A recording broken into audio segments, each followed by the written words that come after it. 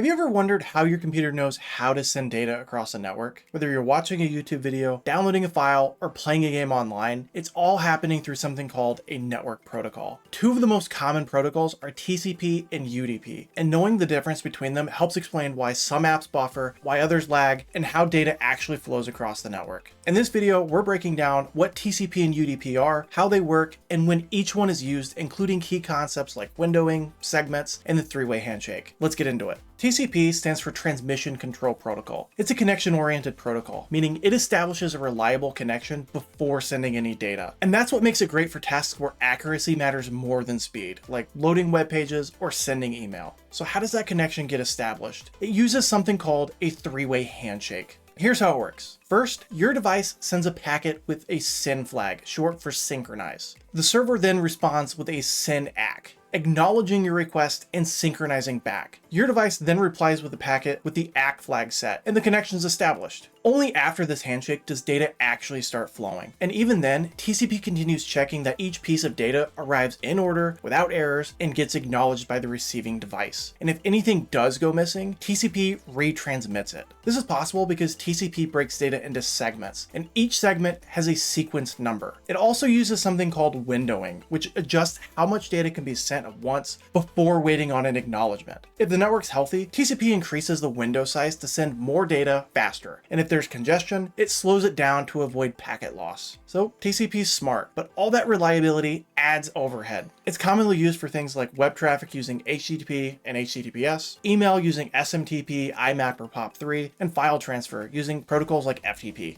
Then we have UDP, which stands for User Datagram Protocol, and it's the opposite of TCP in many ways. UDP is connectionless. There's no handshakes, no sequence numbers, and no acknowledgement. It just sends the data and hopes it arrives. Think of it like dropping off a letter in a mailbox without certified delivery. They might show up, they might not, but it's fast, simple, and has way less overhead. UDP sends datagrams, individual packets that don't depend on each other. And because it skips all the reliability checks, it's ideal for real-time applications where speed matters more than perfection or accuracy. Some common use cases include video streaming, online gaming, voice over IP, and DNS lookups. If you're watching a live stream, a little packet loss isn't a big deal, but delays would be. And that's why UDP is the go-to for these kind of scenarios. Let's quickly compare TCP and UDP. TCP is reliable. It guarantees delivery in order with error checking. UDP is faster, but offers no guarantees. TCP uses segments, UDP uses datagrams. TCP has more overhead due to handshakes and acknowledgements, and UDP has minimal overhead, making it better for time-sensitive data.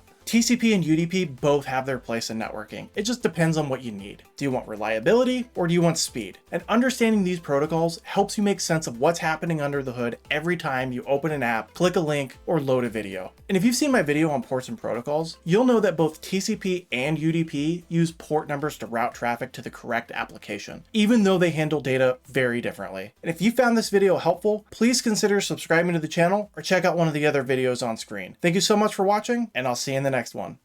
Take care.